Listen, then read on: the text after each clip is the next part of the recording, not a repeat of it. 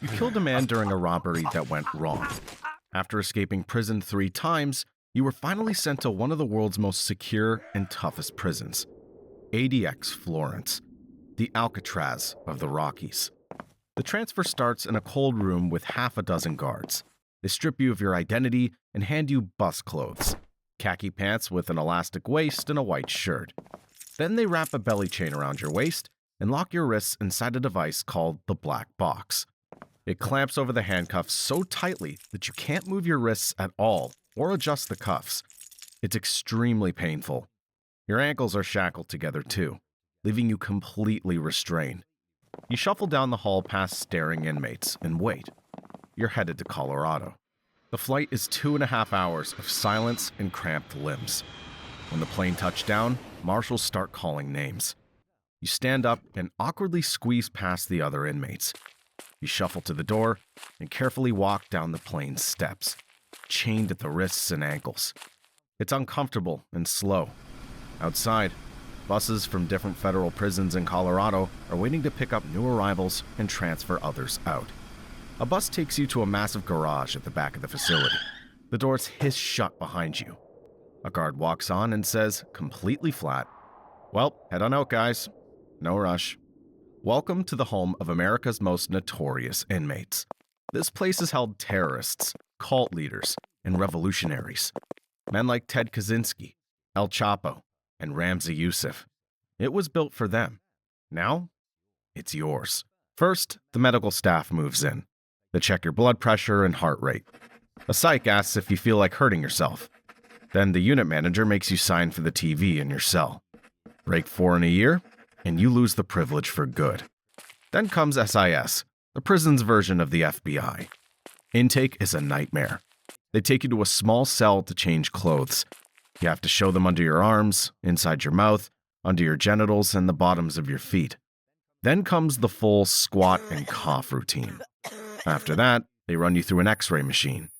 The whole process takes about 15 minutes.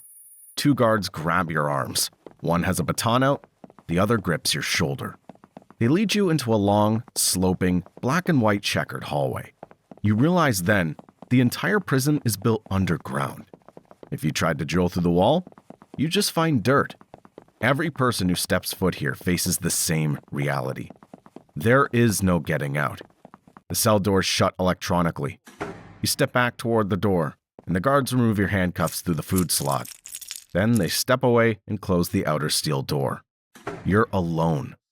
Your cell is 7 by 12 feet, about the size of the average bathroom. Everything, the walls, the floor, the desk, the sink, even the bed, is made out of concrete. Indestructible. The bed has a thin mat, but no mattress. And don't just plop down. There are steel posts protruding from the slab. Those are tie-downs for your legs, wrists, and head. They use the posts to strap down inmates who get out of control. The cell has a shower, toilet, metal mirror, light, and a radio and television. There are no windows, just a 4-inch slit in the concrete. If the sun hits it at just the right angle, you might feel a few minutes of warmth. Prisoners are allowed a few personal items: photos, wall calendars, and basic writing supplies. But not regular pens, since they could be used as weapons. Instead, inmates have to purchase tiny, flexible refill-style pens. Welcome to ADX, the clean version of hell. You're confined to your cell for 23 hours a day, with absolutely no physical contact with other inmates. It is deeply claustrophobic. Every day, you get 1 hour of workout time in the recreation areas. You're escorted there by guards. You could stay indoors or go outside to an area known as the kennel.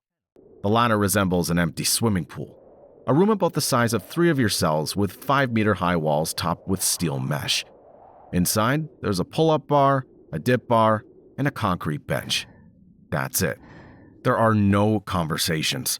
The walls are so thick that you can't talk to the prisoner in the next cell. The silence within these walls is deafening. The only way to communicate with the other people on your range is to stand at your inside door and yell at the top of your lungs. There's another way too. You press a roll of toilet paper over the drain and blow to clear the water from the pipe. If the pipes connect between cells, you could talk straight into the drain and the person next door will hear you. Sometimes even someone a couple of cells away.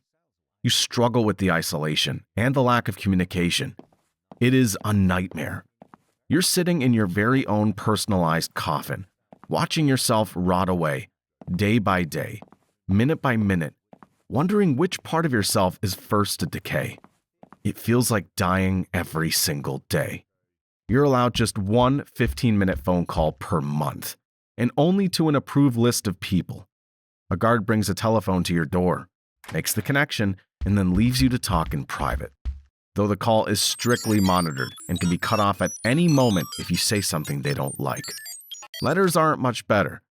All incoming and outgoing mail is constantly monitored and heavily censored. Even visits are a cruel gamble. Your family scheduled a visit and drove all the way from Oklahoma to see you. They went through the entire check-in process and were already walking down the hall to the visiting room when they were stopped and told you weren't allowed visits. You're deep into Tom Clancy's Red Rabbit when it starts again. The guy in the cell below you is Muslim. Before each of his 5 daily prayers, he showers. 30 minutes each time. That alone wouldn't bother you, but the showers here are stainless steel, and the water cuts off automatically every 90 seconds. It's designed to stop flooding, but nobody seemed to think about the noise. When the water shuts off, the sound explodes through the stainless steel stall and sink, amplified like a gunshot. And because all the pipes are connected, one bang triggers another, like train cars slamming into each other. You put the book down. There's no point. You can't hold a single thought together through the racket. You dig out your earplugs, jam them in, and crank the radio up as loud as it'll go. Your day starts at 5:45. First thing, a cup of coffee. Breakfast arrives around 6. There's no hot water, so you run the tap for a while and wait for it to warm up. Leave it on too long, though, and a timer kicks in with a loud bang. Another way to wake up. Meals come 3 times a day, brought straight to your cell. Tuna shows up twice a week. Once as a sandwich, once mixed into some kind of noodle dish. Tonight, it's sub sandwiches. Thick slices of tomato, ham, mayonnaise, and lettuce. The menu rotates, changing on the first Wednesday of every month. Every 3 months, like clockwork, you're moved to a different cell. It's part of the security routine. This time, you're lucky. Your new cell's surprisingly clean. You decide to scrub down the stainless steel anyway.